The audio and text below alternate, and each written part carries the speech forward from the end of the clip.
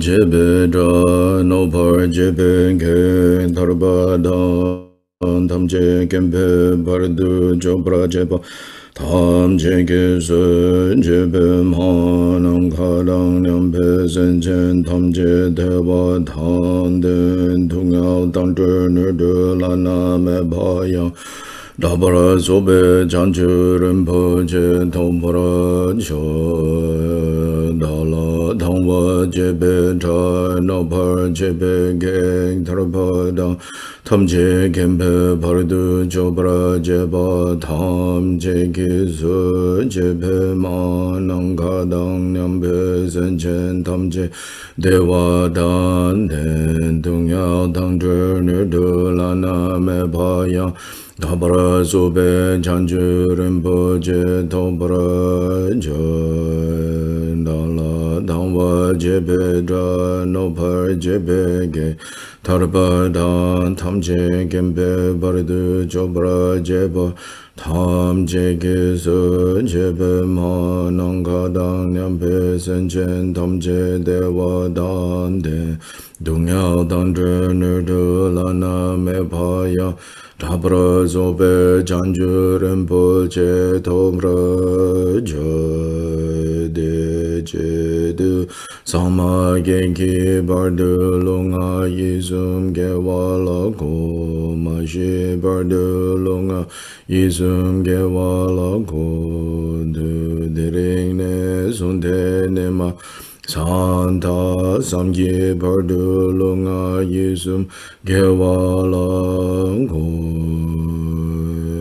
sanje jodan soge chonamla chancho bardu dane kyamse je dage jinso gebe sonanke Drala pencher sanje drumprashu sanje jodan soge chonamla Chancho bardu dhane kyapsu je dage jinso gebe sonanke Drola pencher sanje drumprashu sanje jodan soge chonamla Chancho bardu dhane kyapsu je dage jinso gebe sonanke Drola pencher sanje drumprashu manang kadang nyampe senchen tamche dewa dang dewe gendan dambra girji dungyao dang dungyao gi gyudang drewa girji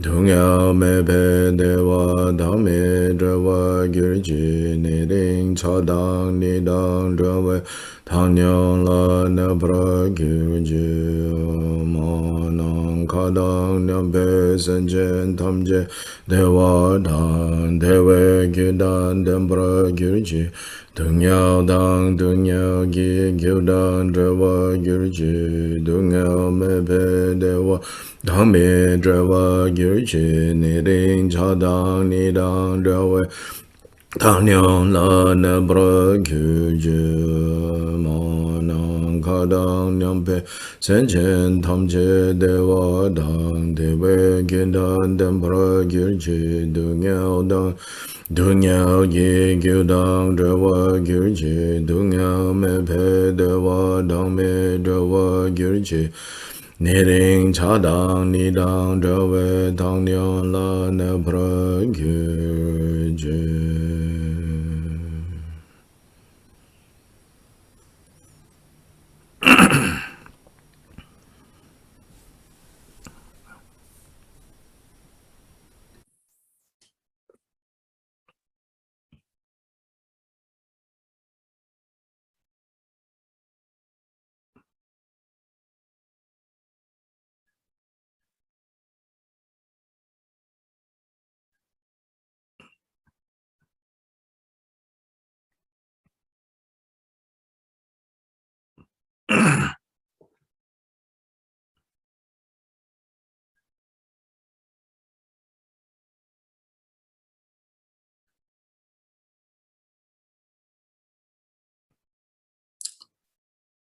Let body and mind settle into their own places.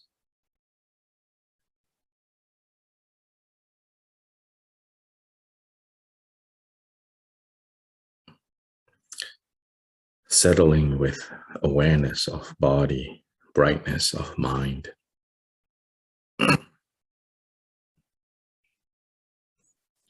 Making a resolve to cut distractions.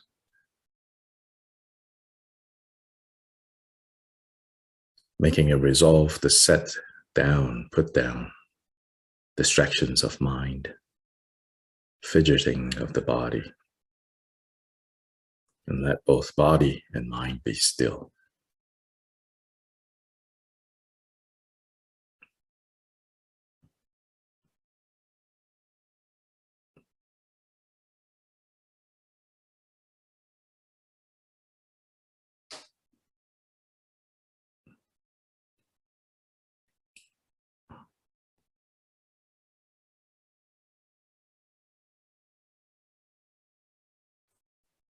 Any sensations that arise in the body,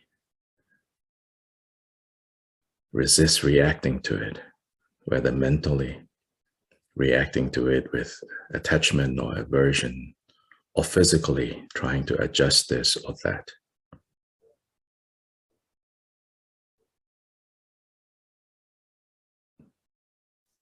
These are all habits, habit patterns that will keep repeating if we give in.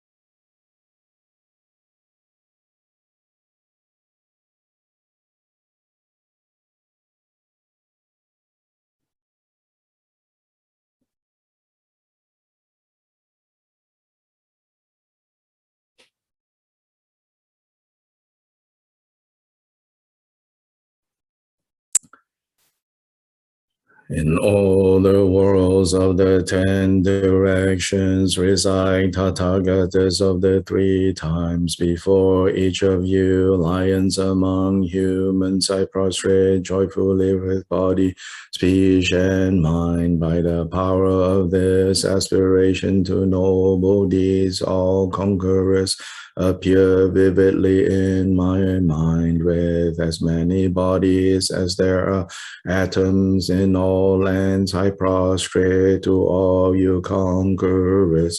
In each atom of Buddhas, numberless as atoms, all in the midst of the heirs of the Buddhas. Thus I conceive of this Dharma Dhatu as completely filled with you conquerors. In this way, with infinite oceans of praise and oceans of diverse melodies, I sing the excellent qualities of all you conquerors and praise all of you gone to bliss.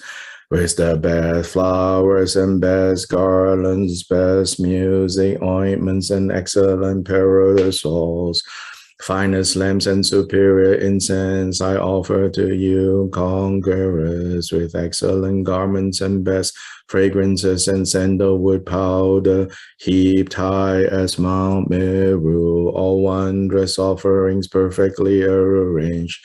I offer to you conquerors these vast and unequal offerings. To each and every one of you conquerors, with the power of conviction in noble deeds, I prostrate and offer to all you conquerors all the harmful deeds that I have done with my body, speech, and mind under the power of desire, hatred, and ignorance. I confess each and every one of them. I rejoice in all the meritorious deeds of all conquerors in the 10 directions and the heirs of the Buddhas. Solitary realizes here is still in training and beyond, and all wandering beings, you who are lamps of the worlds of the 10 directions, who have unobstructedly attained Buddhahood through the stages of Bodhi.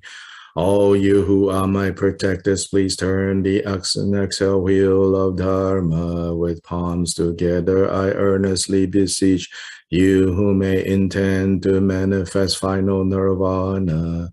Please remain for as many eons as there are atoms in the whole world, for the happiness and well-being of all wandering beings, whatever slight virtue that may have been gathered through prostrating, offering, confessing, rejoicing, requesting, and beseeching, I now dedicate to complete Bodhi.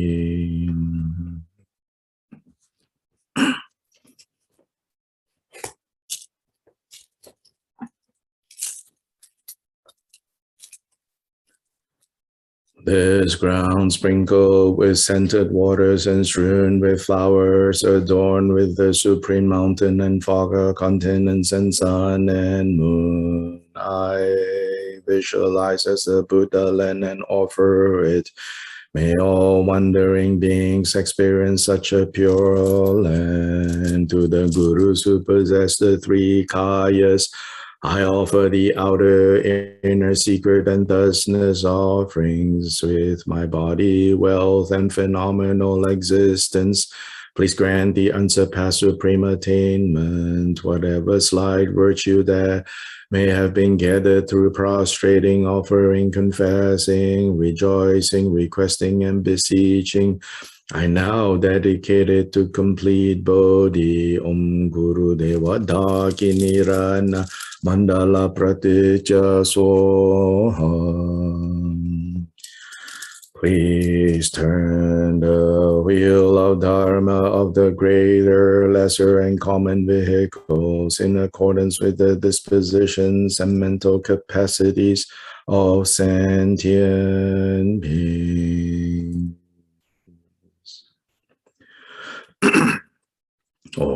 Dorje Changwan Tile Naro Dhamma Midam Popatu Jin Gong Katin Sunden Sawe Lame Sham Sanjo Lama Yidam Chokyong La Sowa Debso Daji Jin Lo Gyab Dengi Domen San Nengen Rape Tong Son Yang La Gyab So Me Gyab Wado Je Chang Pa Jiten Gong Po Shab La Du Du Tatu Sam Gyo Kyo Le Me Chin Je Lo Shi Tu Je Je Nengi Mun Pa Sen Ne Gyang Sen Pe De Du Dobra Jen Je Lo Hong We Je Chanson Pema Gesa Tumpola Yasen Choking Mutum Nepema Juneshi Sugar Kodo Kando Mampu Korgegi Jesse Hard Gagin Jelon Jessu Guru Pema Se De Hong Checking Yaki Buddha Neto Sun Sanji Konjing Omoni Rasen Chokum Monsun Tonseba Zawe Lame Shabla Sova.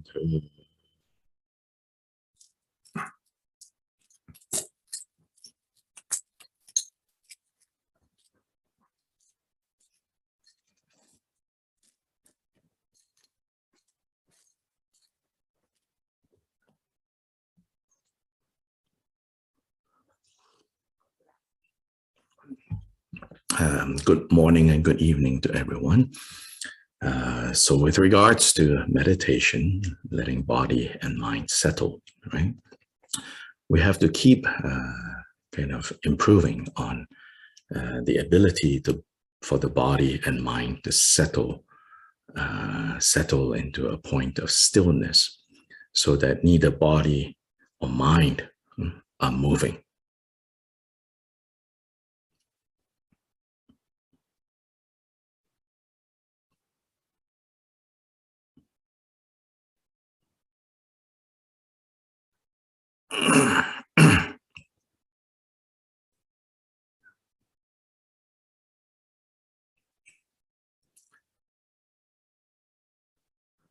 This is not because the movement of either body and mind in and of itself is the main problem. And the problem is we have no control over body and mind. This which we call I, this which we call mine, we have absolutely no control over it.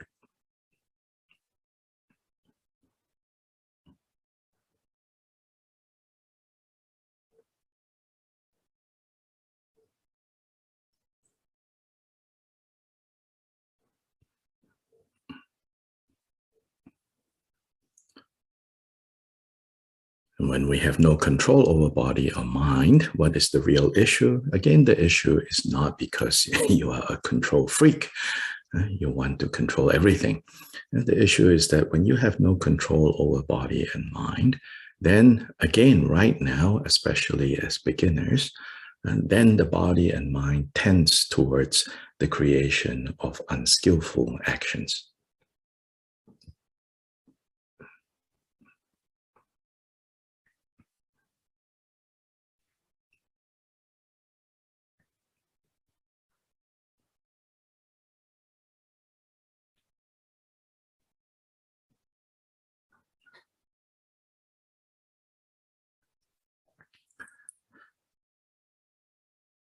Unskillful actions inevitably, unmistakably will ripen as undesirable experiences, which we then have aversion towards. And so all sorts of dukkha arises from there.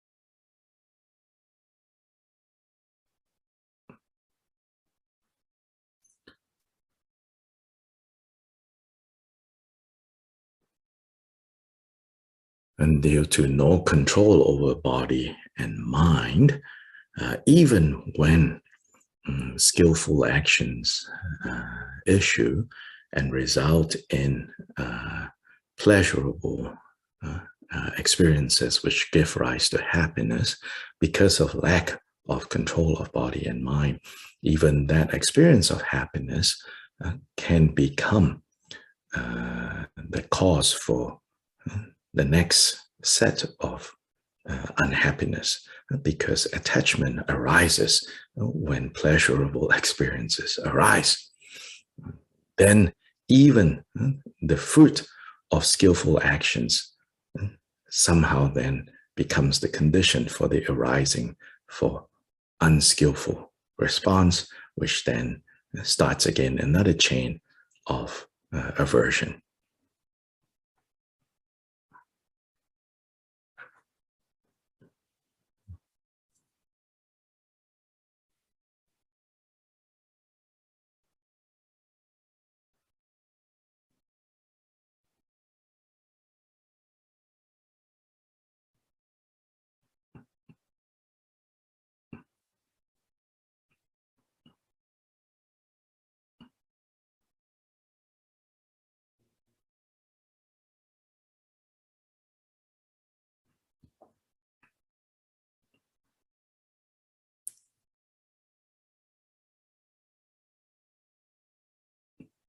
So again, in the beginning especially, you have to make an effort to take quite literally. You are not going to let body or mind move at all.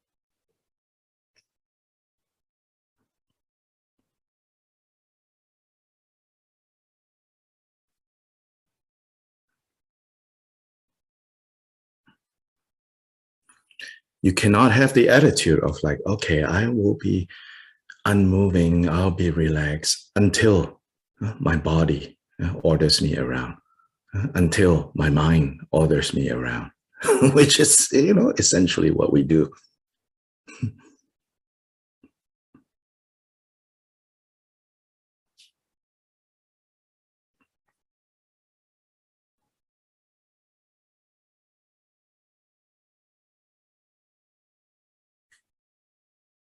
So you'll sit, oh yes, still, still, still. Then the body says, scratch, then immediately you scratch. Then gone, you know.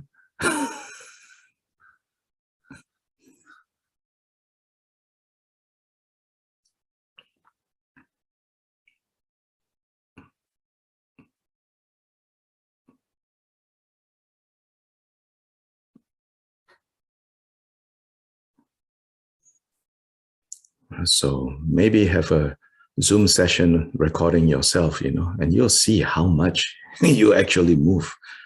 Forget about mental, you know, physical.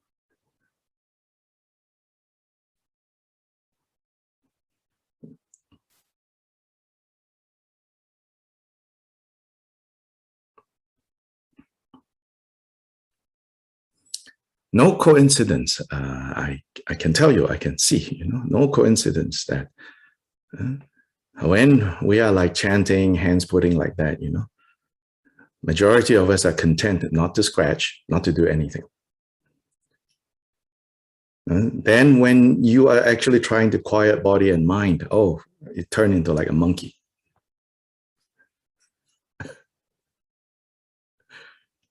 Monkey with a bunch of flies crawling all over. Why is that, you know?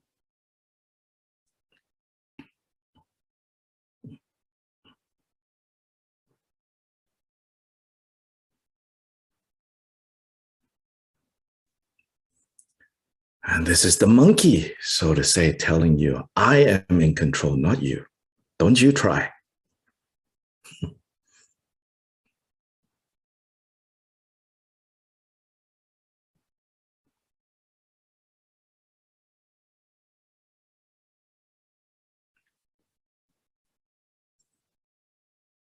So next time, just for experiment, you know,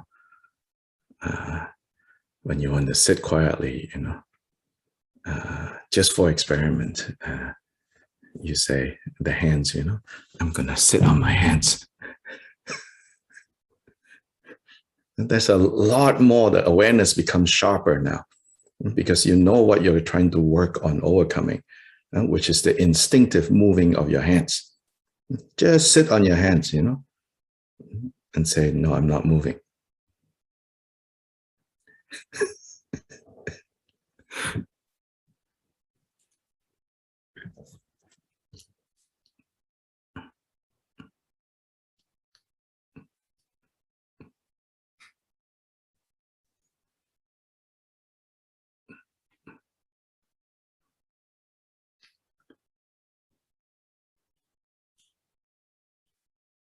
My prediction is that when you do that, then suddenly, you know, you're like, oh, not itching anymore.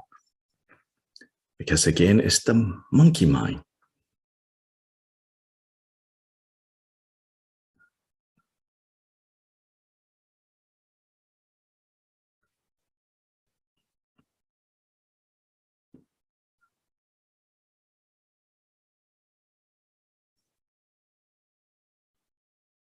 And then I even see sometimes people, you know, in the meditation room or whatever, and then we are, you know, most of the Dharma centers are pretty kind of, you know, relaxed about things. And so we usually have water next to us or something like that.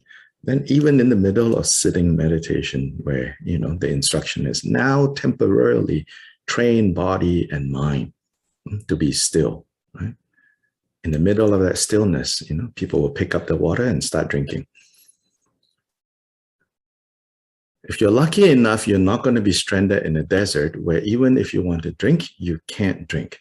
But imagine if you have a little bit control over a period of, you know, 10 minutes, you are not going to give in to the mind yelling at you, take a drink, take a drink, take a drink, take a drink.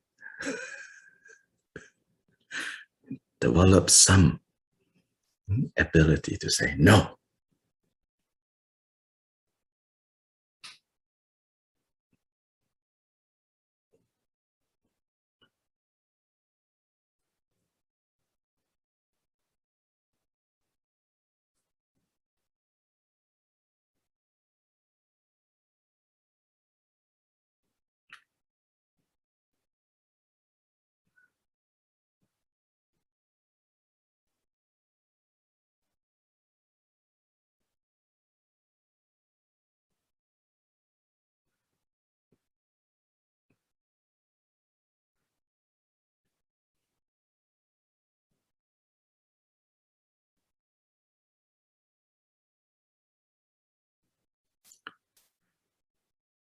This is the method to remove mental defilements. We think, oh, maybe removing mental defilements as like picking out weeds, like pull it out.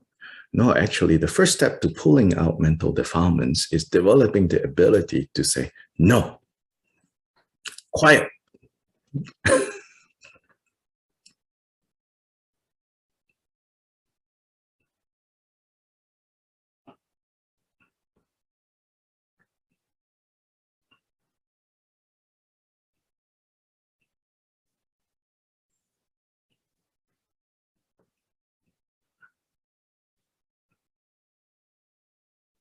So to still is to say to body and mind, quiet.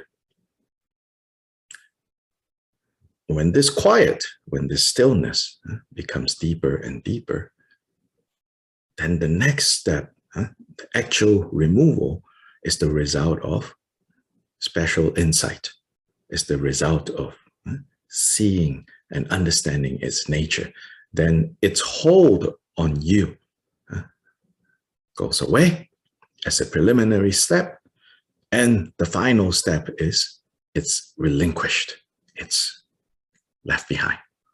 That's when mental defilements are completely removed.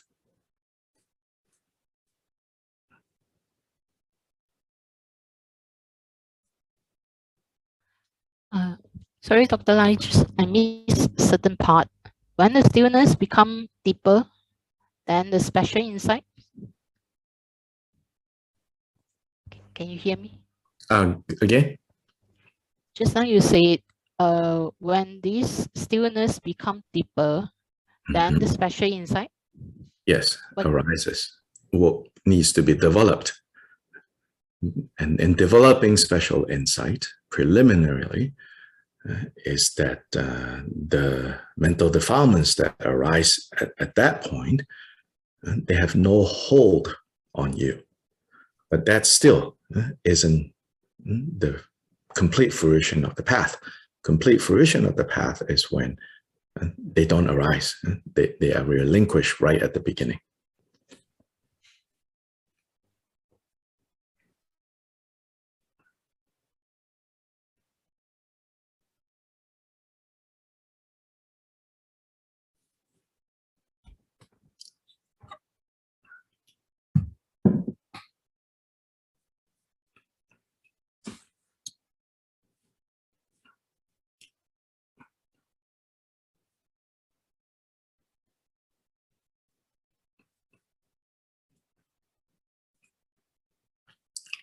Anyway, we have been exploring, learning this topic by way of the Anapanasati meditation training, understanding what the 16 steps do. We have now arrived at the point of how to still, how to condition, how to prepare body and mind to achieve this kind of stillness. It's not the stillness that is tight, it's actually developed skillfully. It's still, and it's a stillness that comes with a lot of contentment, a lot of contentment and appreciation that, finally, both body and mind are still. Finally, even the subtle running arounds are no longer happening. So when all that becomes still, that's the thing about stillness. When they become still, you finally realize how much energy you have been exerting for no purpose, chasing your own tail, chasing this circle again and again and again and again. And now, when it all stops, in fact, when it all stops, you feel this natural presence and initially a surge, but then that will also round out into this stable, energetic state where both body and mind are really still and content and good.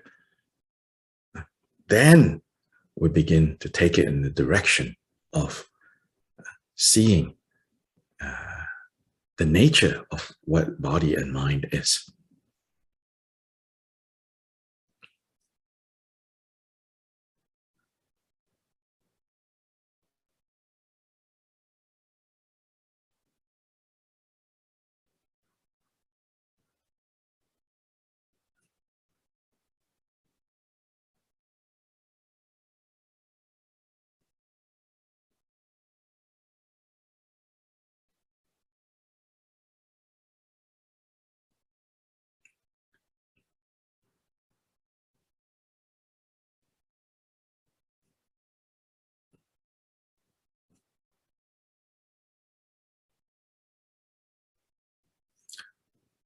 Omar, can you go ahead, rather Javier, can you go ahead and share that page as a shared screen?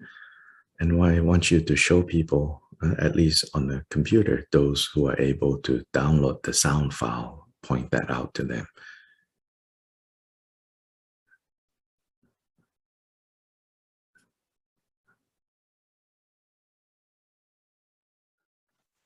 So, sorry, do you need me to share?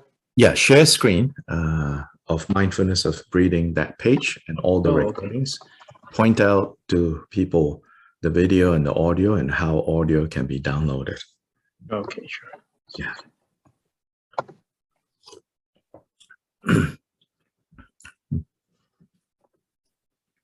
So Javier and a number of people, but principally Javier, has been very diligent at keeping all these up to date on our website, the Dugong Dhammakirti website. So this is the link, and he will share it on the chat.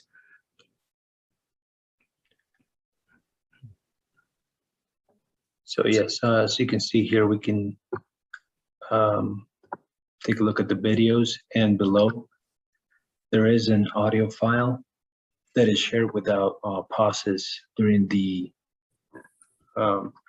translations. This is only in English, but yes, that's been made available now, the video and the audio file for each of the sessions that we had, number 2 and number 3. I'll share the link of the web page. Point out the download of the audio. Yes. Oh, yeah, that's true. So if you have an Android or using your laptop, there is an option here on these 3 dots. When you click, you can download the audio file. Then you can, use it, listen to it whenever you need to. You don't need to go into the web page to do it. However, if you have an iPhone, there is no, it's not a chance to download this. It's not available. It's disabled. Yeah, iPhone only gives you, iPhone will show you the 3 dots. You point it, it will only give you playback speed. Playback speed. Because the iPhone is designed to prevent you from directly downloading sound files. Yeah, so if you have an Android or do it in your laptop, you can go ahead and download it. Not with the iPhone, but yes, this is the audio file and then the video. Go ahead and click and download and just show what happens. Here, you'll see it starts downloading. It's a fairly small file compared to the videos or others. And right, since it doesn't have the pauses, it's smaller either. Yeah, so it becomes an MP3 file, and then however you listen to audio files, you click that, it will. Thank you, Javier. Sure, no problem. And go ahead and share that link on the chat.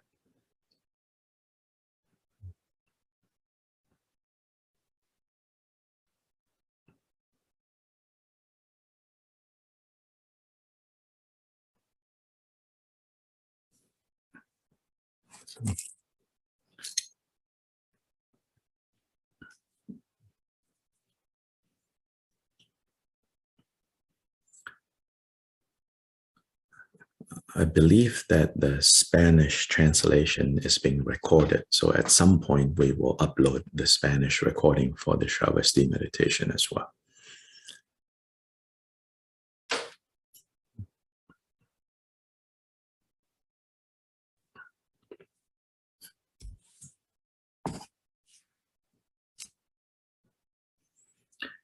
every time, every time we study the Buddha's words and look at the Buddha's word carefully, we get more and more out of it. Because as our understanding deepens, as our life experience increases, those two things. In other words, when you get old, when you get old along with Dharma, not naturally when you get old, you figure it out. When you get old or older alongside with Dharma, your understanding of the Buddha's words deepens and increases. So even for me now, more intentionally looking at the Anapanasati Sutta, each time I see more and more, more clearly and more clearly, how these 16 steps that the Buddha taught, how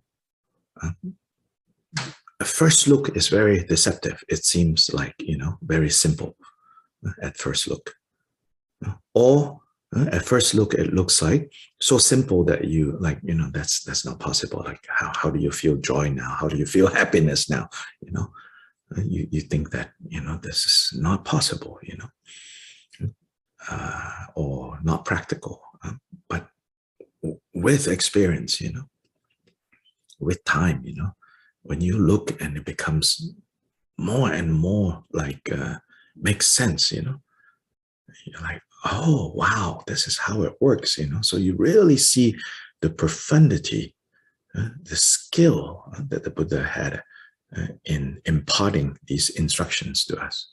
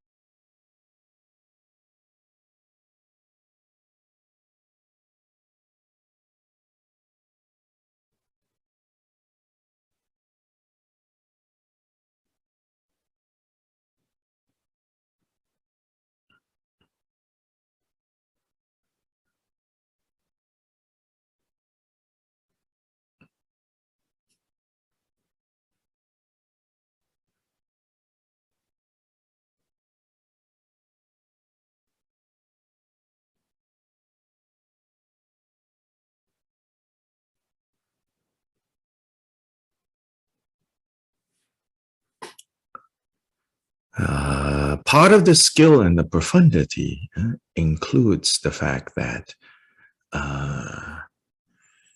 the meaning, of those words often is not just one possibility. Often what is said, can be understood in more than one ways. Unfortunately, that I think has resulted in people arguing over which is the true. No, I think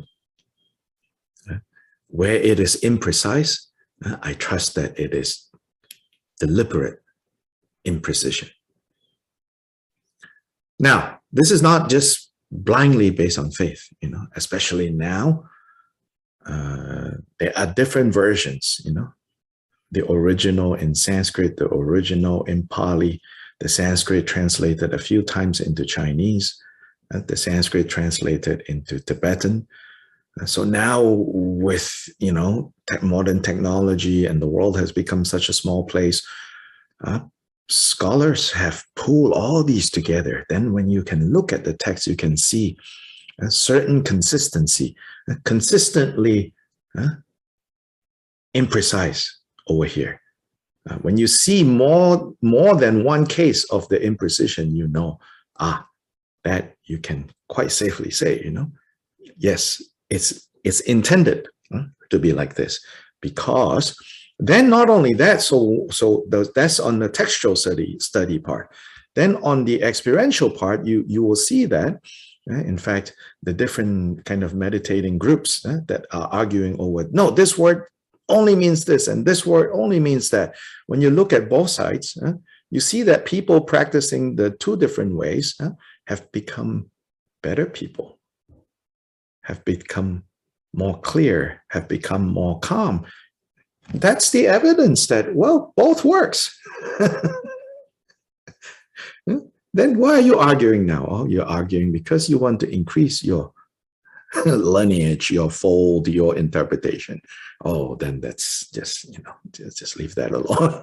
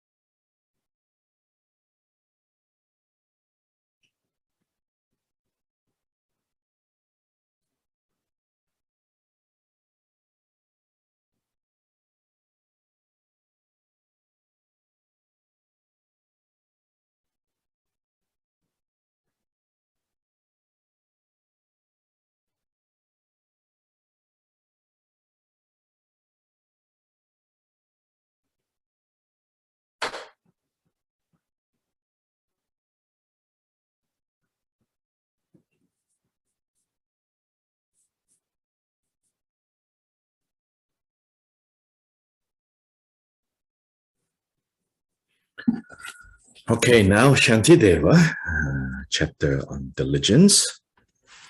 So verse 47 to 62 is the next section that we're going to look at. Remember that now we have entered the point where Shantideva is discussing the four conditions that are conducive to the developing and the intensifying of this quality of diligence or joyful effort.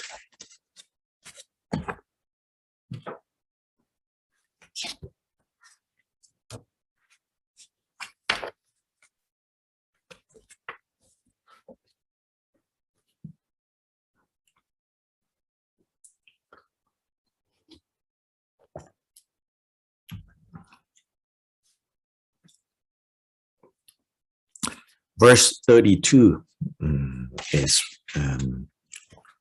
31 and 32 repeats the four conditions. 31, at least in the translation that I have, it says, aspiration, steadfastness, relinquishment, and joy. And then 32, basically the same list, except that steadfastness is translated as self-confidence. So basically, what kind of steadfastness is the kind that comes from developing self-confidence. So that's the third. Anyway, today we've reached the point where we're looking at the second condition, which is this steadfastness or self-confidence.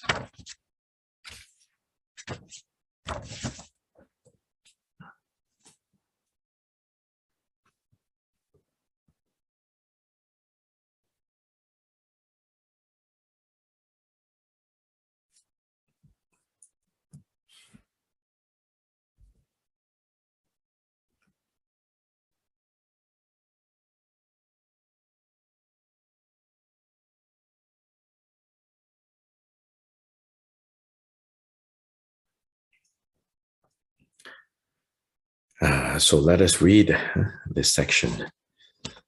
Let me first consider my reserves to start or not to start accordingly.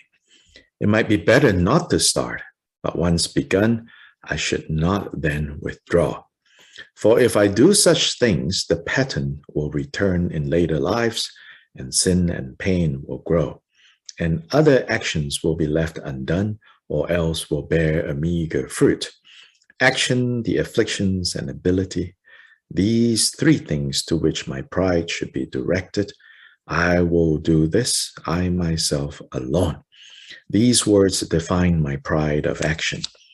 Overpowered by their mind's afflictions, worldly folk are helpless to secure their happiness. Compared with those who wonder, I am able, this therefore shall be my task. When others give themselves to low behavior, what shall be my stance in their regard? In any case, I'll not be arrogant. My best way is to give up such conceit. When they find a dying serpent, even crows behave like soaring eagles. Therefore, if I'm weak and feeble-hearted, even little faults will strike and injure me. But if depressed I give up trying, how can I gain freedom from my abject state? But if I stand my ground with proud resolve, it will be hard for even great faults to attack me.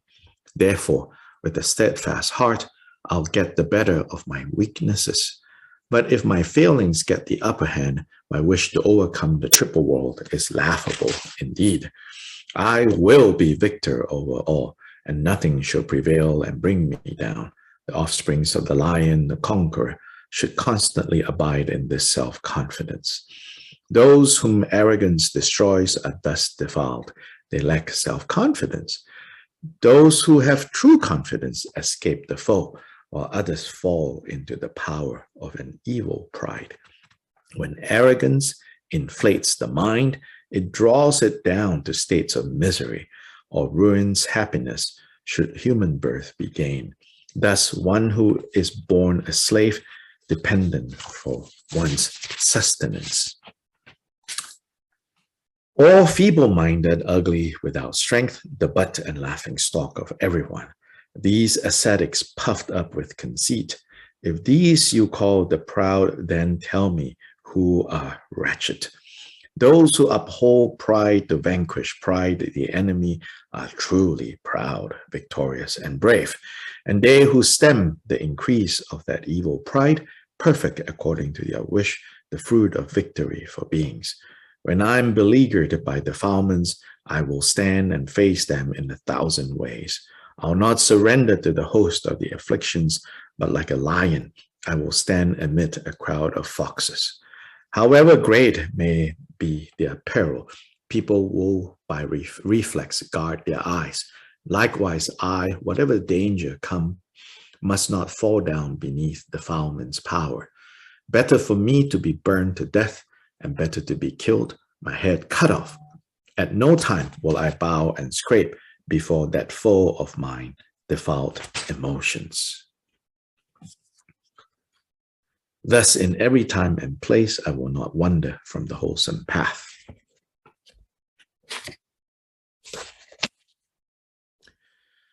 So immediately, I think what we notice here is self-confidence on the one hand, and defiling pride on the other hand.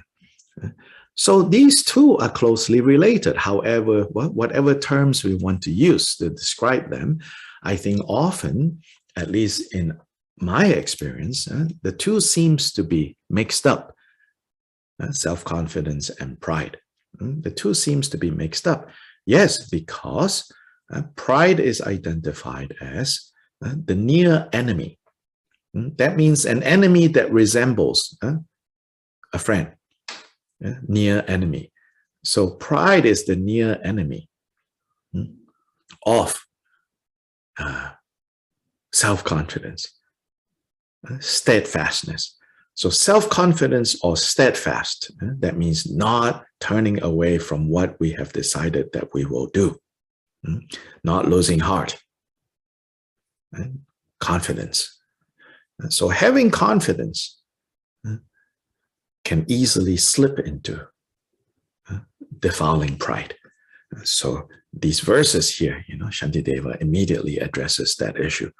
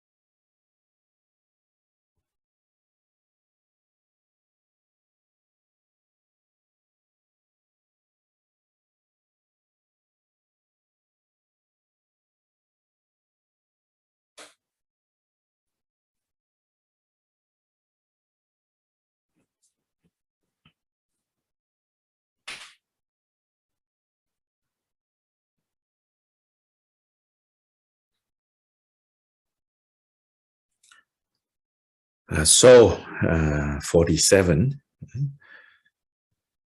Shantideva says, at the start, let me first consider my reserves, meaning my ability. And then ask, should I start or not start?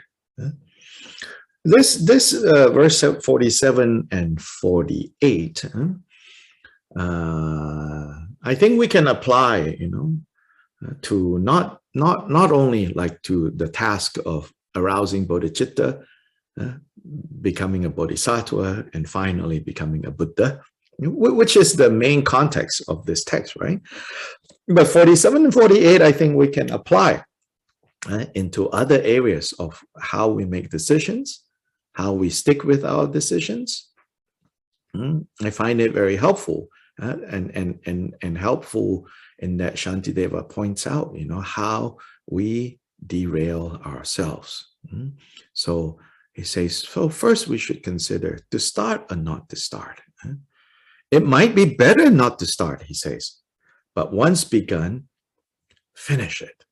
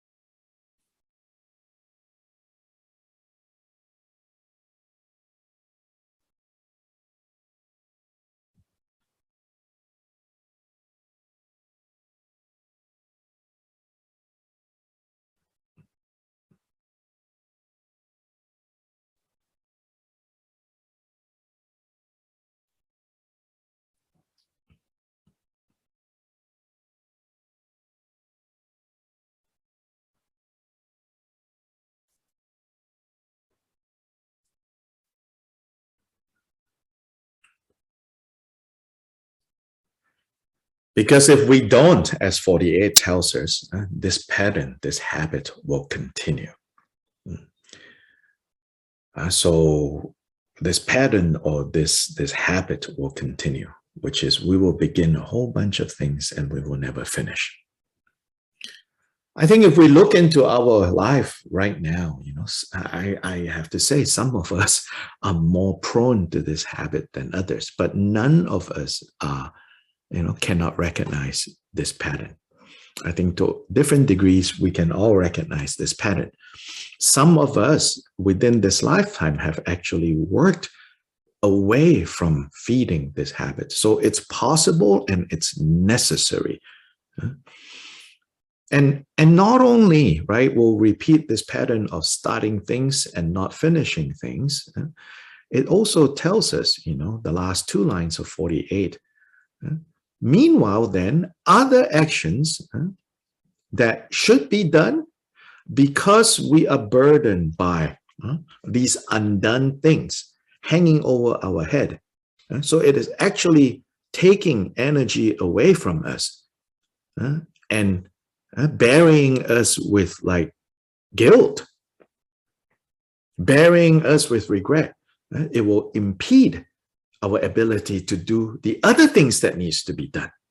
So it's twofold harming. One harm is that, you feed this habit of starting things and not finishing things. One. Two, that starting things and not finishing things, unfinished business, have a certain demand, certain pressure that bear down on us. And that will impede us from even finishing or doing the other things that needs to be done. So 48 points out the two faults of starting things and not finishing them.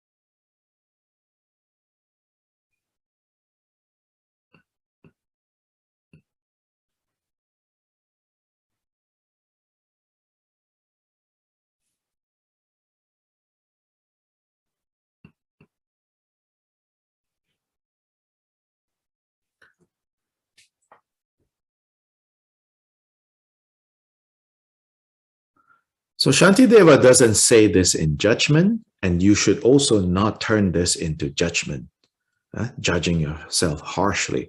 Shantideva is simply, in an impersonal way, describing how things happen. But we got to be careful, okay? Because we have a tendency of being so hard on ourselves, and then we judge ourselves and we think, oh, I'm a bad person, I'm an unworthy person. No, that's not how you overcome this problem. If you have this problem, which we all have, it's a matter of degree, sometimes more strongly, sometimes less strongly. The way to take to heart what Shantideva is saying is then, start with small things, small projects that is easy to complete. Build up steadfastness, build up self-confidence in that way.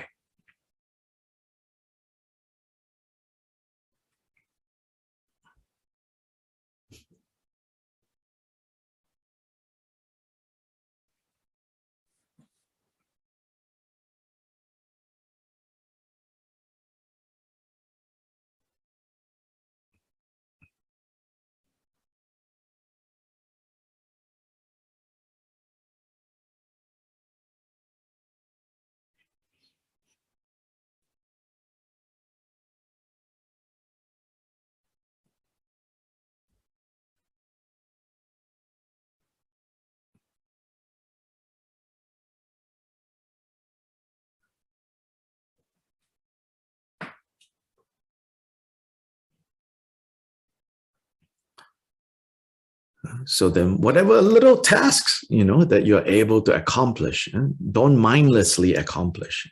So this is where mindfulness comes in.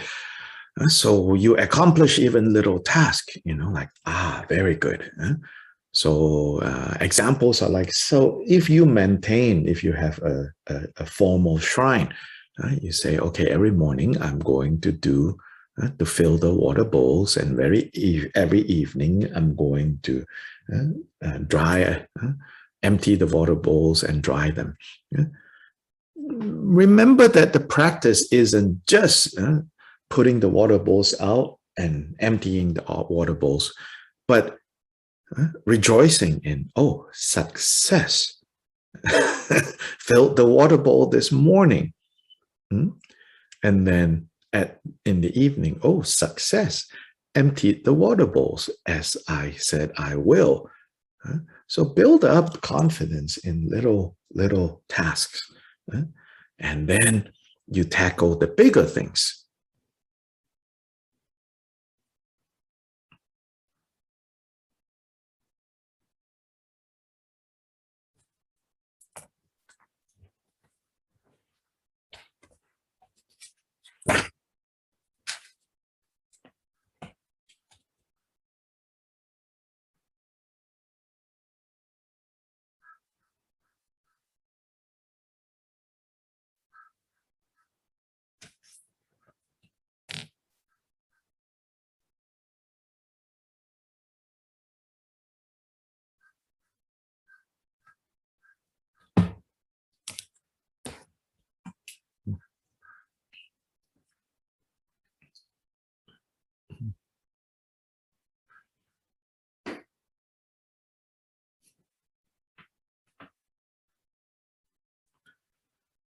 Then the specific work at hand here, now narrowing it more to the context of the training of the bodhicitta training, bodhisattva path of removing afflictive emotions, defiled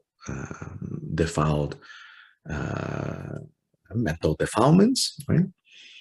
Now narrowing it to this context, it's like once we have decided, which, by the way, in the context of this text, we already decided in chapter 2. Somewhere between chapter 2 and 1. Chapter 1, bodhicitta is so wonderful, bodhicitta is so great. Chapter 2 says, okay, now I'm ready to take it. Then chapter 3, we formally took it. So in that sense, right, it's like Shantideva said, okay, you have already started this task. So now that you have started this task, of course, again, you are not so special to lose focus, confidence, to lose your steadfastness. So now he is prescribing in 49, whenever you feel that your commitment, your steadfastness is beginning to kind of get weak, at this time, he says, now you think action, the afflictions, and ability. These three things, I'm reading 49, to which my pride should be directed. So now he's talking about the skillful pride. Later, he will talk about the defiling pride. Now here, the skillful pride is whenever we feel that, I cannot fight this mental defilement, or I cannot resist this afflictive emotion that is taking over. It says we have to think, action. I have taken the Bodhisattva vow. The afflictions, you are very weak. You might temporarily now be very strong, but I have ability. I will vanquish. I will put you down. These three things, he says, your pride. Now is the appropriate time to muster up this pride and say, I will do this, I myself alone. The third line. These words define my pride of action.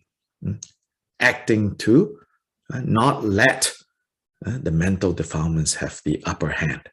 Even if right now, due to causes and conditions, temporarily, you feel like you have to retreat, right? Now, retreat and giving up the fight are two different things. Mm.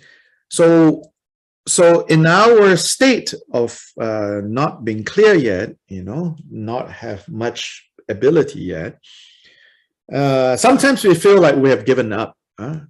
But those times, try to remind yourself, no, I'm not giving up. But just like any battle, there's a time to retreat. Later, Shantideva says,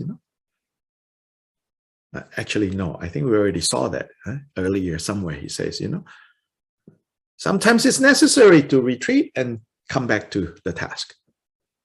That is not giving up. Giving up is when you let yourself become overwhelmed and say, surrender. Let the enemy. No, retreat is fine. But it has to be done with the attitude of, I can win this, but right now, maybe lay low a little bit. Now, this is not what is being said in 49. 49 is mainly saying, remember your ability, your pride in a positive way.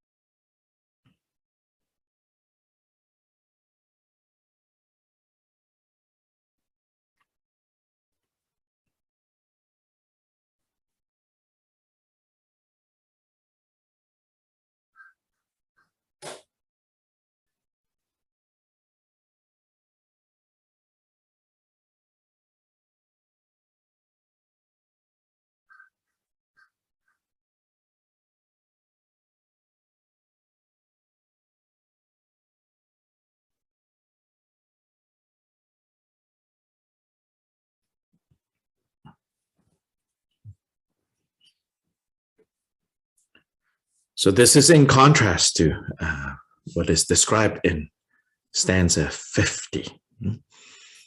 So this is also a point of contrast, so that we have to remember with dignity that we have taken the Bodhisattva vow. We are now Bodhisattvas. And as Bodhisattvas, we should not behave like other people. 51, he will say, he will address the defiling pride. 50 is the healthy pride, which is overpowered. So you consider, overpowered by their heart's afflictions, by their mind's afflictions, worldly people are helpless to secure their happiness. You have to stand in contrast and say, they are helpless. They don't know how. I know, and I've made a commitment. Knowing what I know, I've made a commitment now to secure true happiness for myself and others. So compared to all those who don't know, who are not able to, I am able, and therefore this will be my task. I will be a secret friend to everyone, but I will not expect to, and this expectation is really important, not to place on others, not to burden others. Now, often when we become friends with others, in an ordinary sense, there is a certain mutuality that we expect. I'm friends to you, and you as a friend to me also should behave in the same way. But insofar as being a bodhisattva friend, time and again the Buddha says, you be a friend to all beings. In fact, be a secret friend to all beings, meaning be helpful, friendly to all beings, but do not place your hopes on them, because that's placing a burden on them. Do not expect them to reciprocate your bodhisattva friendliness towards you.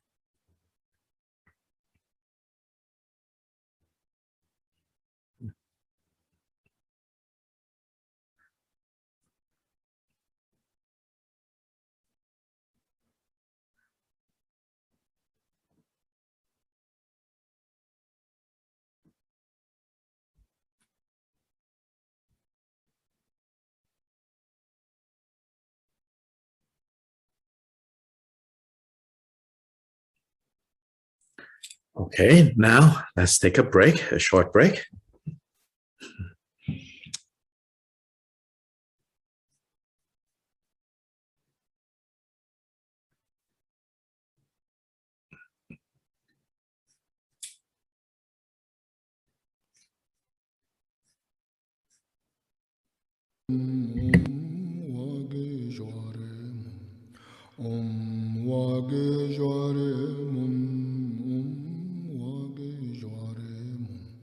Om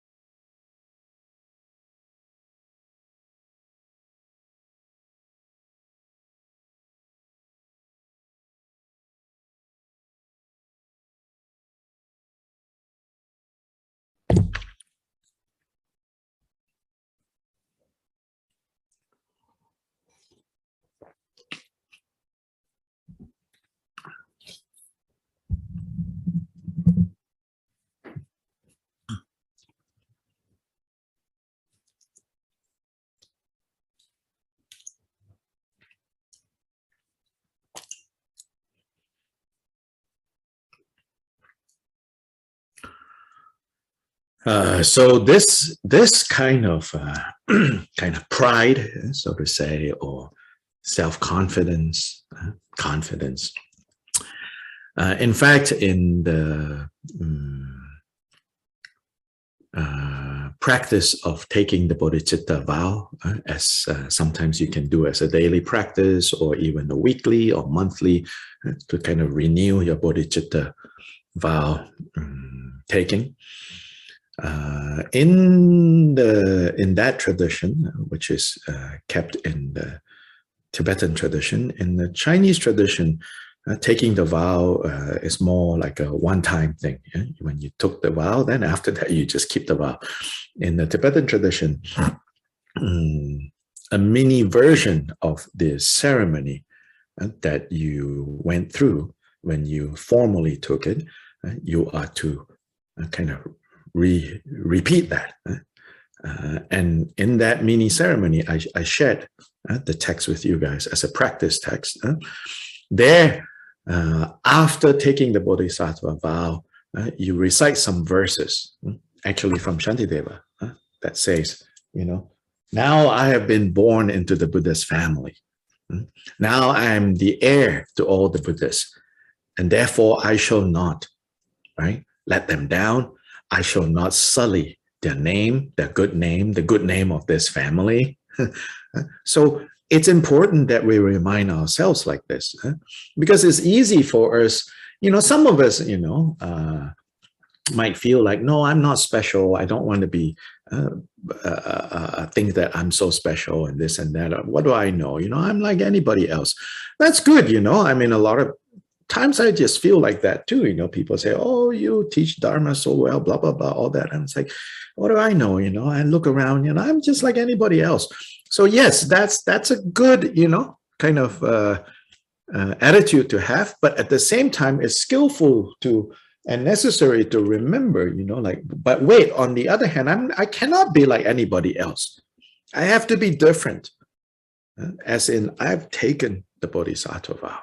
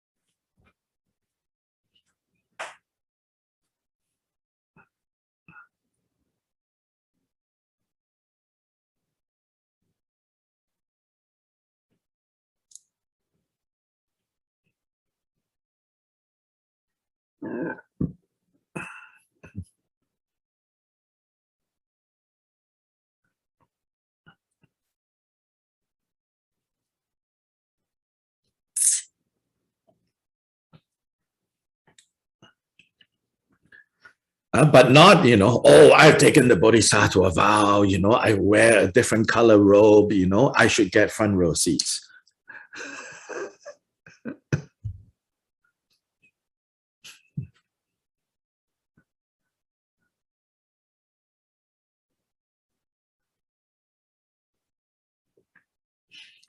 Yeah, sometimes, Dharma centers or practice places in order to encourage people, to deepen their commitment and their vows, might have all these kinds of like hierarchy, Oh, you wear ordinary clothes. Oh, you get to wear this special robe, this color robe, white one, red one, red mixed with white and this and that, So then instead of encouraging us to be more steadfast against the afflictive emotions, it turns into a display of afflictive emotions. So be careful not to do that.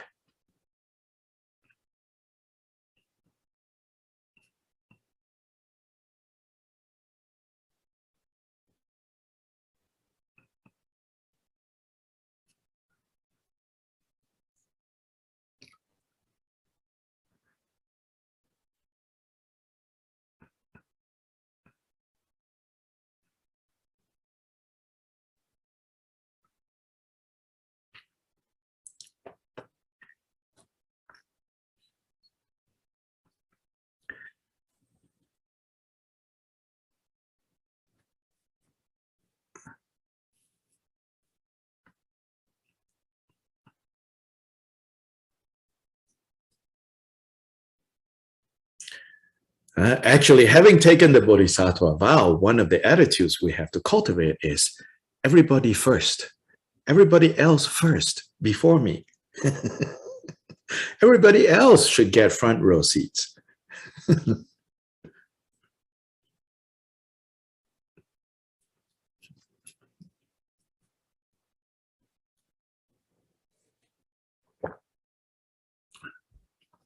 Everybody else should get in the buffet line, I can come later.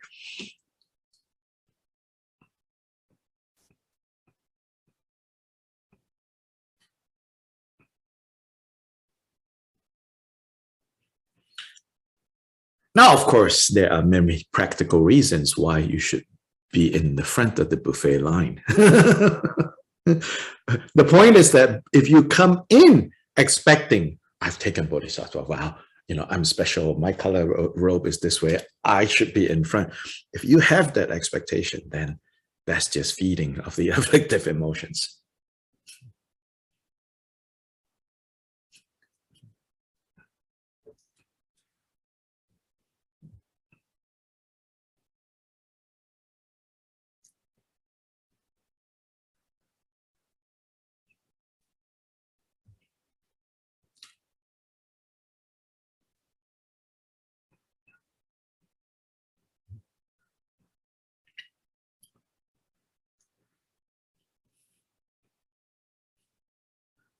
Now, without puffing up the afflictive emotions, we should have skillful pride and confidence and steadfastness and say, I cannot be like everybody else. Even if it's reasonable for quote unquote ordinary people to respond this way, to behave that way, I cannot do that.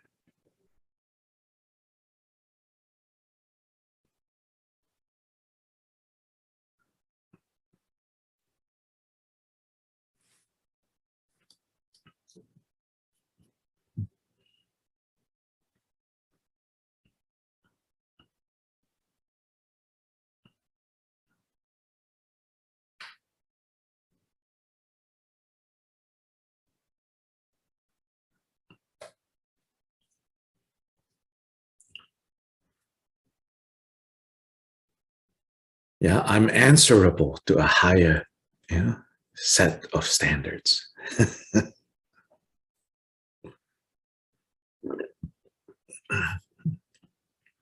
And that is the real privilege of this club membership. The privilege of this club membership is not, I get to skip the line, jump the line and get ahead, but rather I have a higher set of standards in which I have to conduct myself.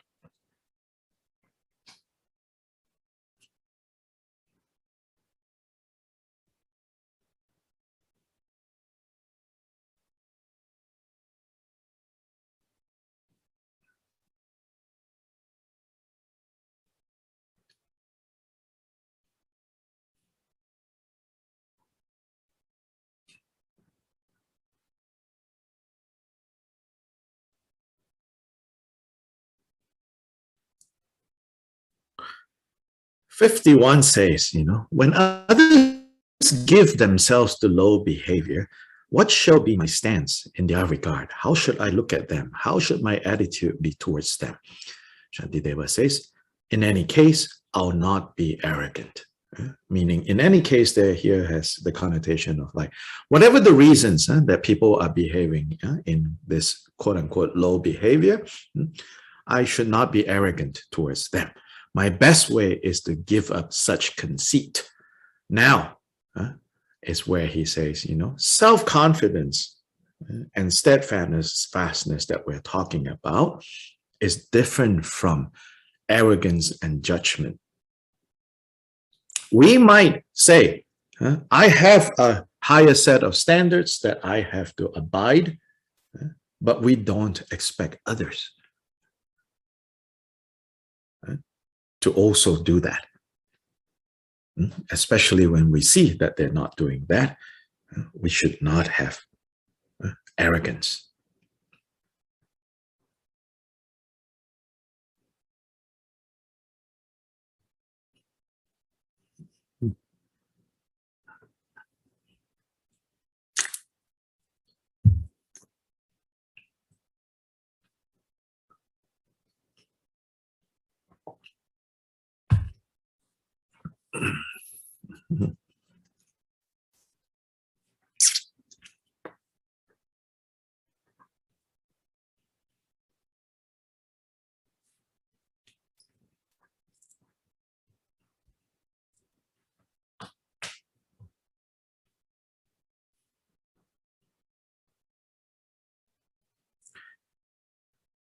Interestingly, Khenpo Kumpel, based on having read, different commentaries on Shantideva, he says that this verse can be interpreted, can be read in two ways. So this is a good example of how, something might be actually deliberately imprecise or vague, so that it can be interpreted in two ways, and two ways of interpreting need not be competing. Depending on circumstance, we adopt this interpretation or this interpretation.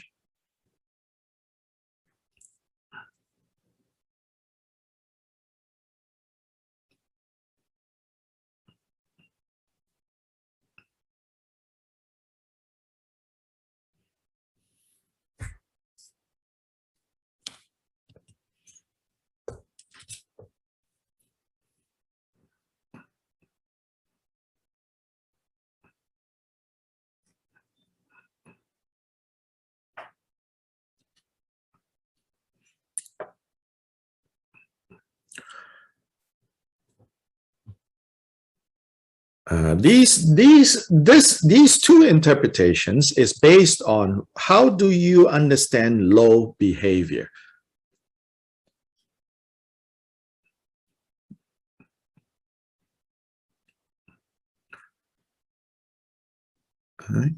He says if low behavior is understood as morally low behavior, then in that case, he says, when you see other people doing that, you mind your own business. And you say, regardless of what other people are doing in this situation, how other people are reacting in this situation, I'm going to keep to the 6 parameters, the core practices of engagement bodhicitta.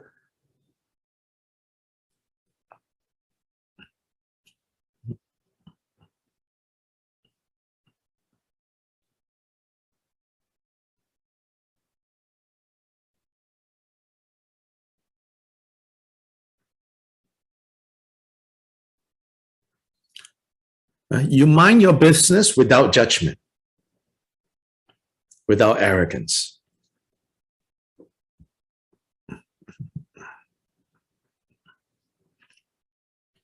So on the one hand, you hold steadfast to, like, no, I need to keep to my 6 parameters. And on the other hand, you develop empathy for those who are engaging in lowly behavior and try to understand that, well, their circumstances are different. And they do not have the karma yet, you know, to be able to hold, to take the Bodhisattva training, to hold the Bodhisattva training.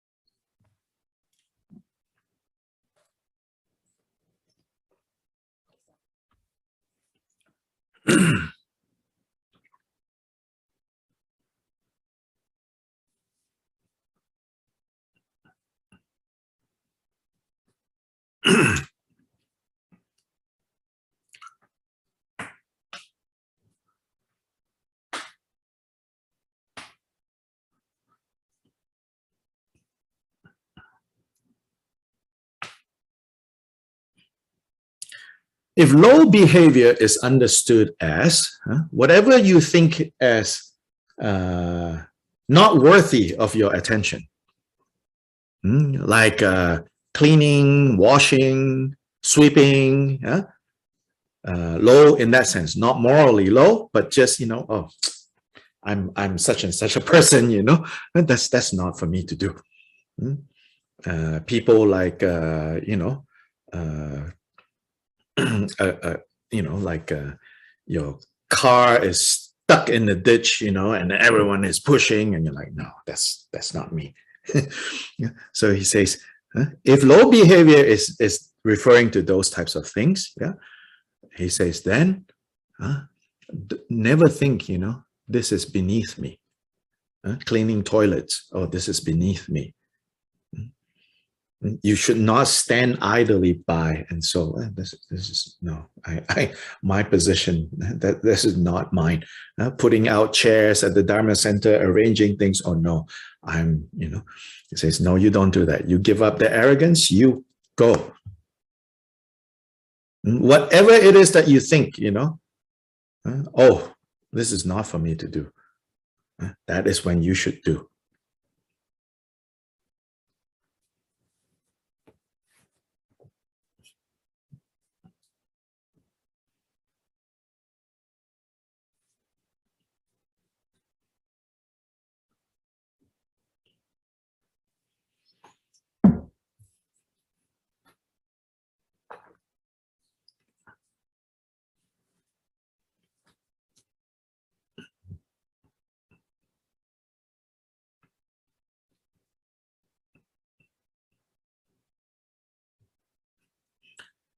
So this is especially important for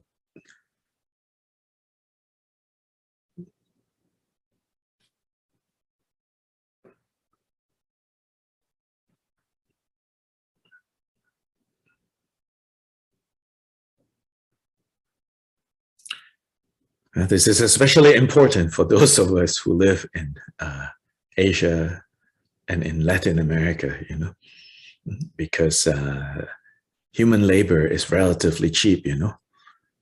So you don't have to be like a king or a queen, you know, to have a bunch of people serving you.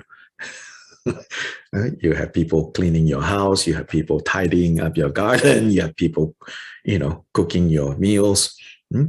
Especially if we are in those circumstances, you know, we should not think, oh, that's for servants to do. Of course, you know, I mean, to be realistic, you hire them for a reason, Yes, so mainly, yes, they're doing those things for you, but do not let it get into your head that, oh, those, I'm too good to do any of those things.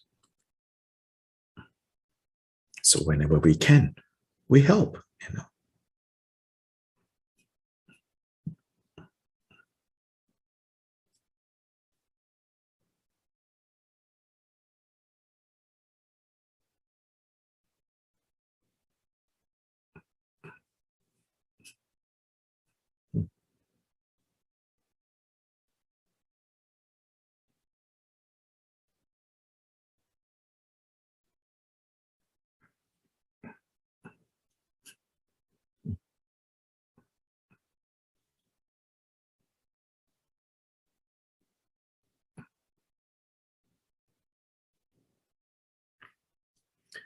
But also, we should also know, when you know that your help is just going to mess things up, then please don't help, Yeah?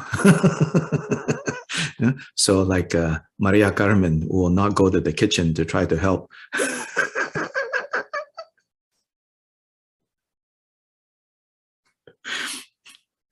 It's like, I hired a cook, so I'll just let the cook. If I try to help, I'll just mess things up.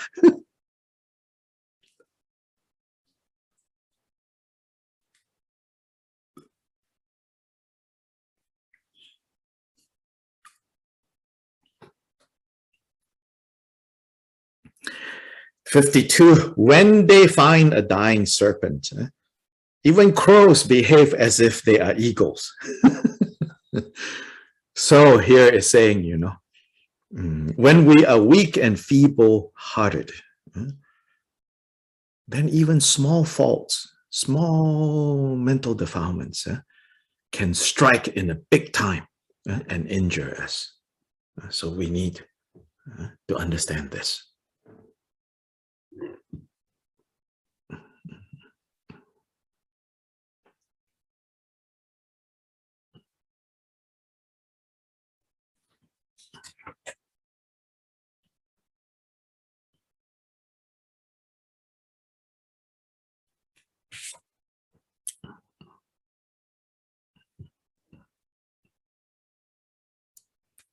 Now, even something little can kind of escalate to become really big.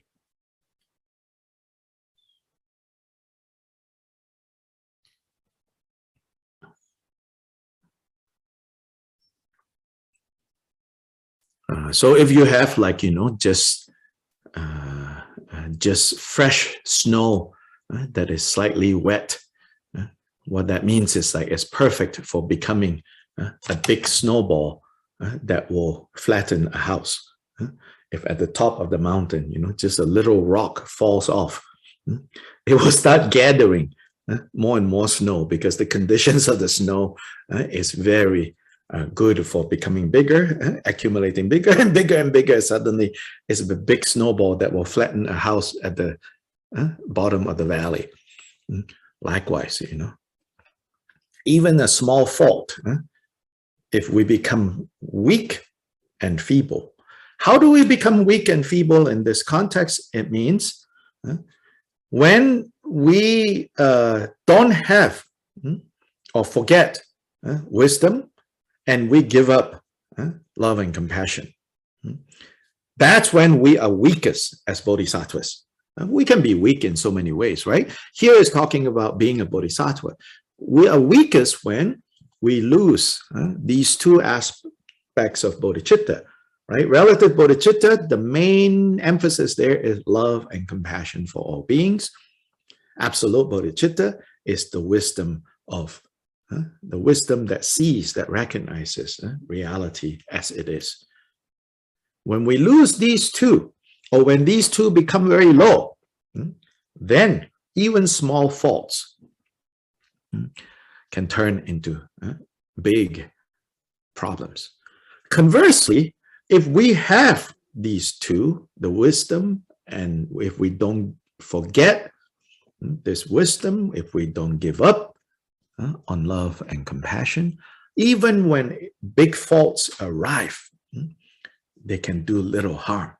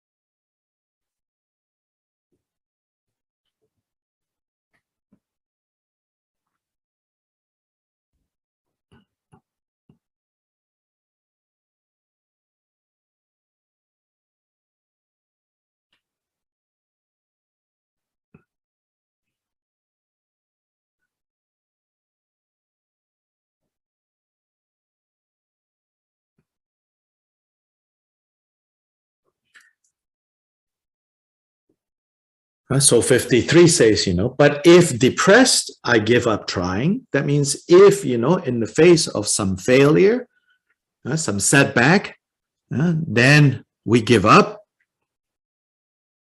Then how can I gain freedom from my abject state? How can I gain freedom from the state of having been defeated? But if I stand my ground with proud resolve, it will be hard for even great faults to attack me.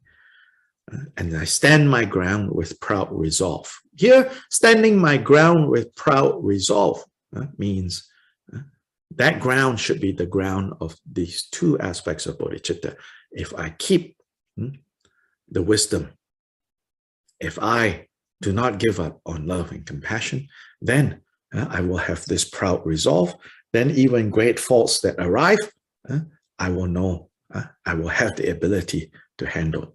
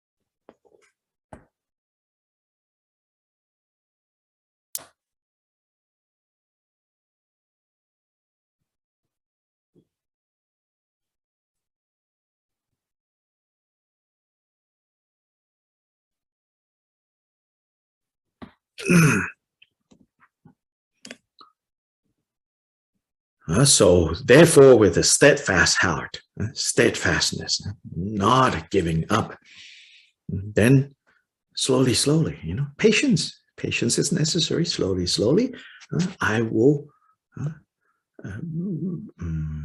overcome my weaknesses. Overcoming our weakness, another way of saying that is strengthening ourselves. So maybe you don't want to have such a antagonistic relationship with your weakness. So rather than saying, I will overcome you, weakness, you can say, I will build you up. I will build you up. I will strengthen you. I think maybe this psychology is better.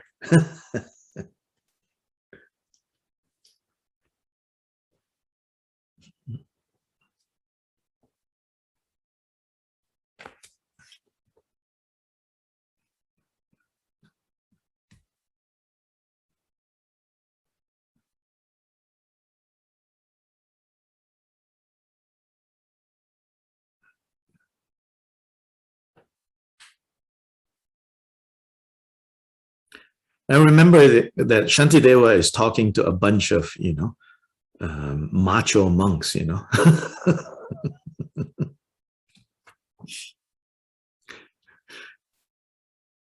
If he tells them, oh, you should build yourself up slowly. These monks are like, that's for wimps. We need to fight. We need to muscle up. We need to beat up the enemies, So he's using that language.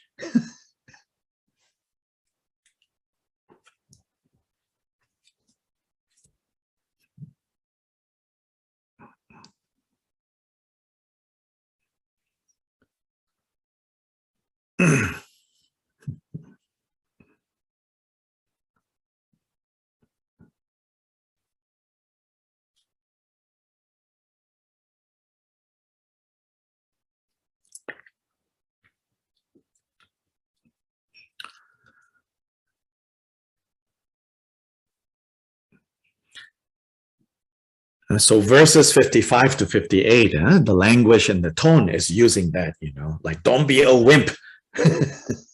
Don't surrender. Fight, That's 55 to 58. It's like, I will be a victor over all. Nothing will bring me down. I'm the offspring of the lion, the conqueror. I will conquer everything, 55.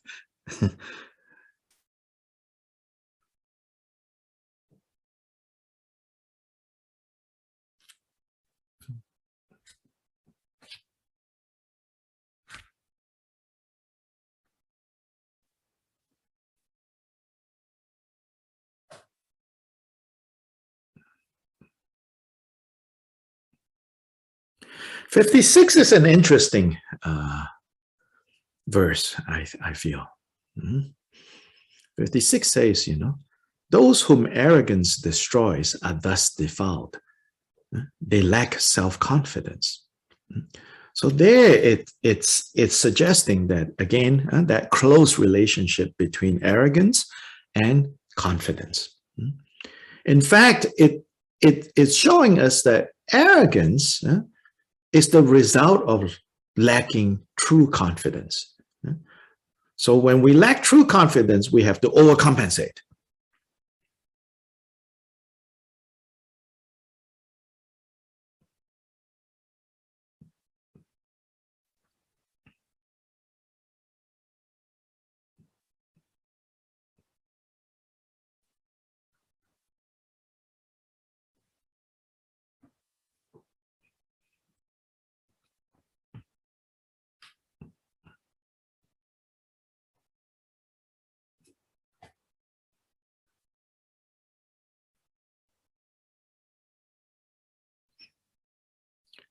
So women in going through menopause, emotions go wing, wing, wing, wing, wing, wing, wing, wing, wing, wing, wing. Men, midlife crisis, overcompensate with arrogance. Buy, fancy cars,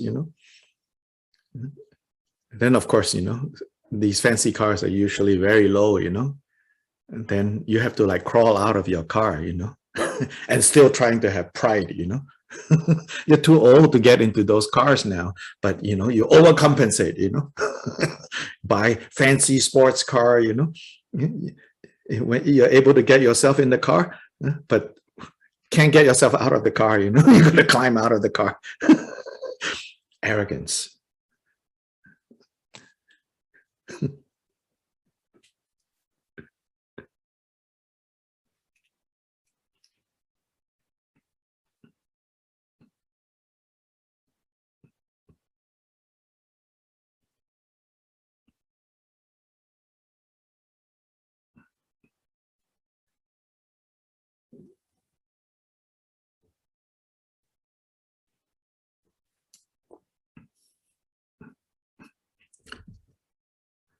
Arrogance inflates the mind.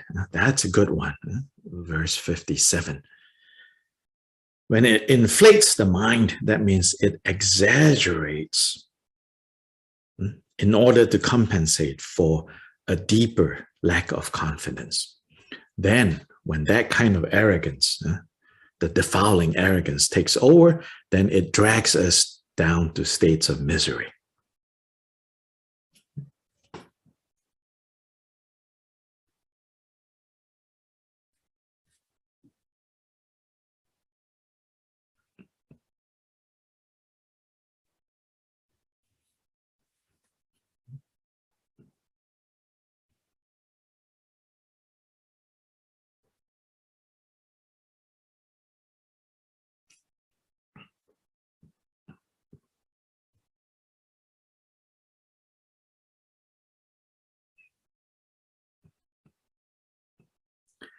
Uh, 58, again, Shantideva is using language that he knows will stir up his fellow monks. It says, or you become feeble-minded. That means like you become,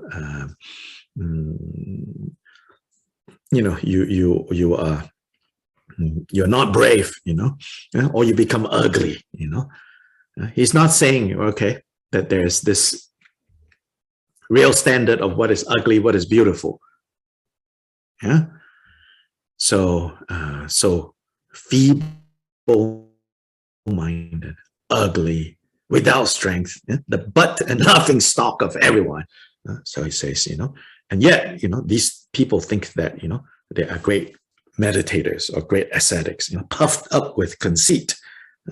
And he says, this kind of pride is in fact showing that there's a lack of authentic real confidence. And so he's contrasting between authentic real confidence that leads to actualizing the two bodhicittas and the near enemy of arrogance. He says, be sure you understand the difference between these two.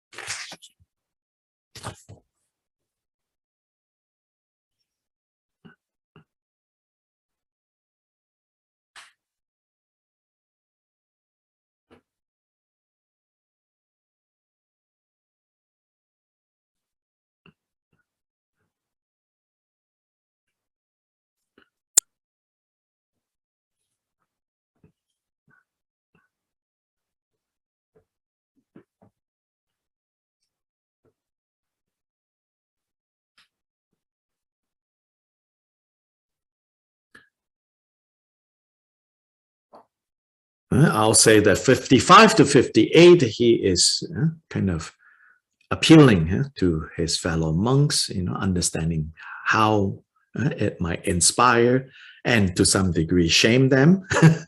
59 to 62 is where he's recommending this is how we should all, regardless of our background, everything, to pursue the Bodhisattva path.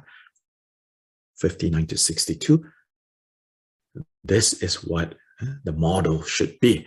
So 59, he says, those who uphold pride to vanquish arrogance, the true enemy, these are truly those that we should be proud of. These are truly the ones that will be victorious. These are truly the brave ones.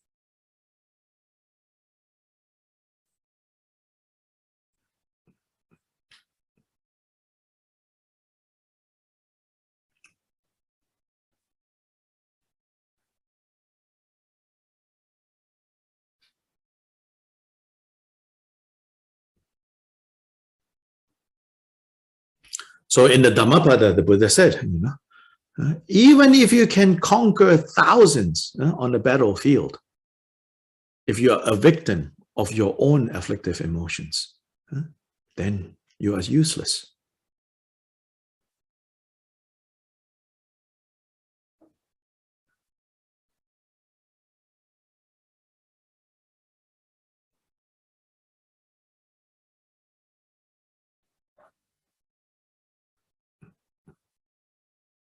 You keep away thousands of enemies out there, but inside your house, you are feeding your enemies.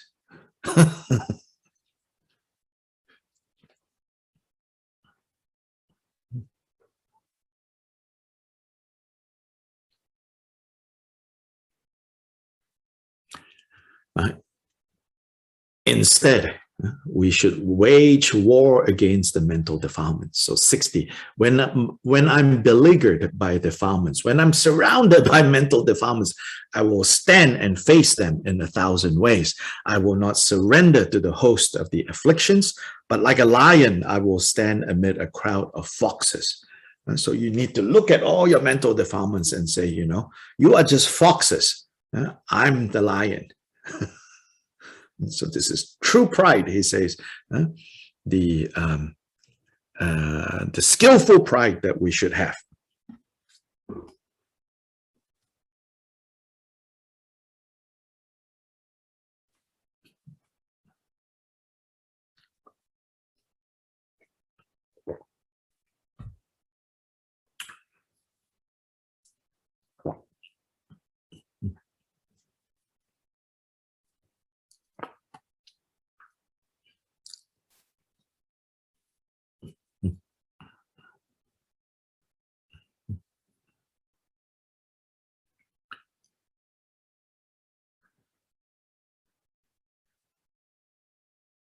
Then 61, Shantideva is saying, now don't get carried away also.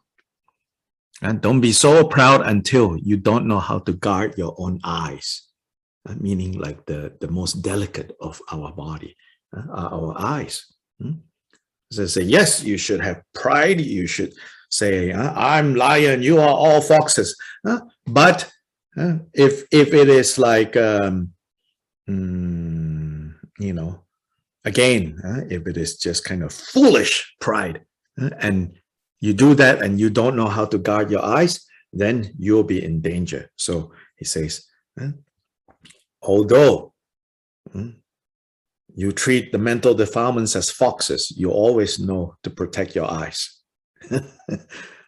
You will always also, where your weak points are. And with regards to those weak points, you continue to be careful, to continue to have strong reinforcement and protection for those weak points.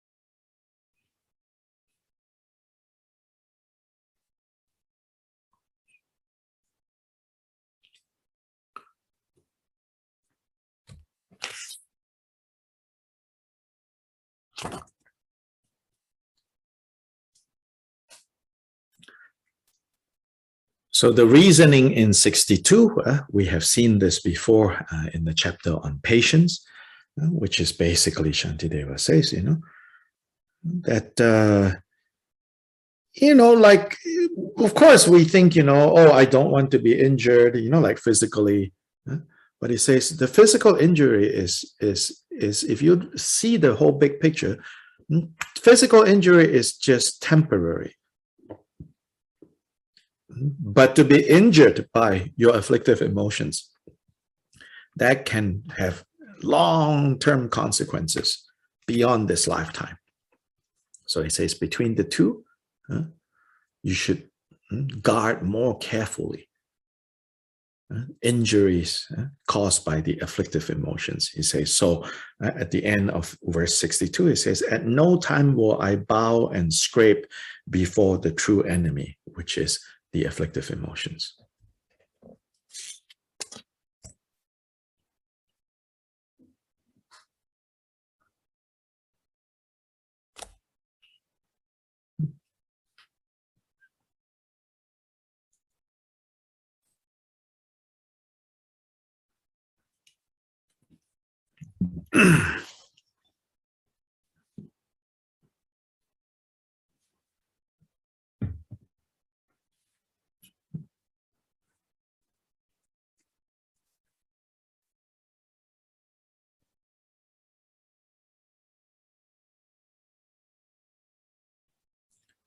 And then in some of the Tibetan versions, there is half a verse that ends with that says, thus in every time and place, I will not stray away from the wholesome path, from the skillful path to awakening. So steadfastness, the second factor.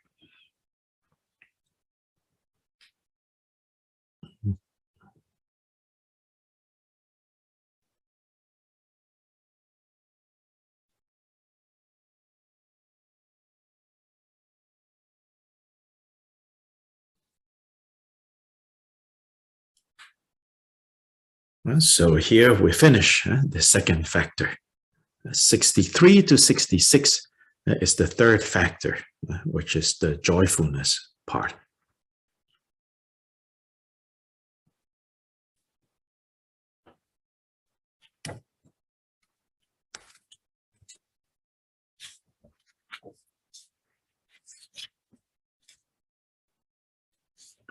sorry, not the joyfulness part, the no, actually it's the joyfulness part. Yeah, anyway. 67 is the relinquishment part. And that one, specifically the relinquishment there is what I actually talked about earlier, which is, he says, set aside. If it becomes too much, then without giving up the battle, you can retreat to a place to regroup, to re-strengthen your army, so to say. Let them rest a little bit and then, go back again. That's the 67. So in this, the order is a little different. So first he discusses joy from 63 to 66, and then 67, he talks about relinquishment.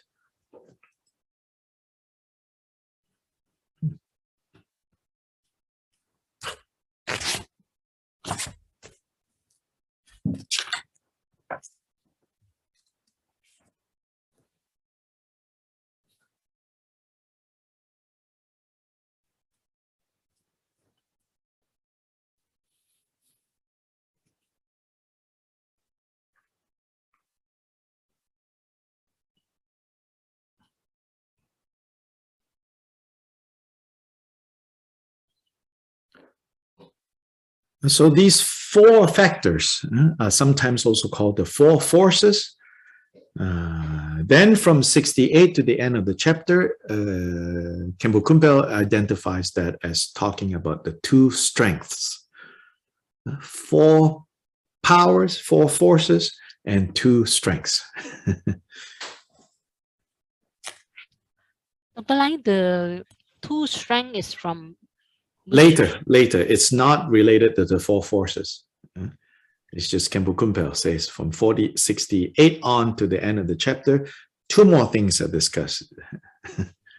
Okay, thank you. Yeah.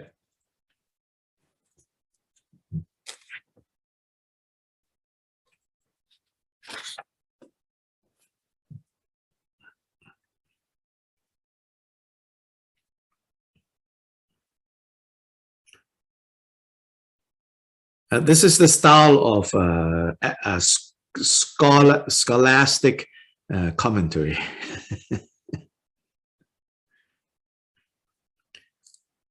Two this, four that, six that, eight that,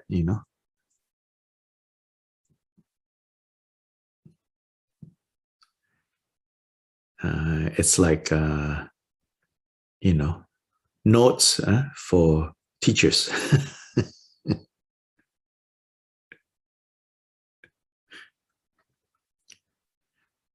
But then when teachers are too focused on teaching the divisions, the categories, then I think we might have misunderstood the purpose of these categories.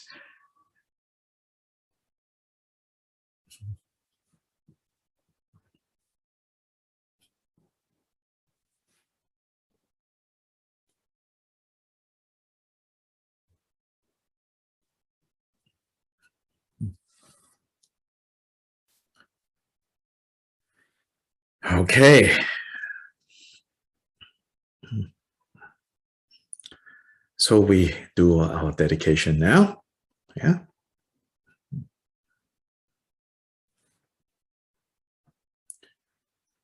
Changju Semcho Rinpoche Magye Banam Gyegyuchi Geba Nyampa Mepaya Gone Gongdu Belwar Shou. Thank you so much to everyone, and we will continue on Tuesday. I want to say again, I'm very appreciative to have this opportunity to learn the Shantideva again and again. This is maybe third time that I am teaching this text, maybe third time from cover to cover, maybe third time. The very first time was 20 years ago, way before Zoom and all of that. But it was also done online, actually, with a very primitive calling everyone. I don't even remember what we used, maybe Skype, something like that. I was in graduate school, I think, and was with a group in Malaysia, just Malaysia. So.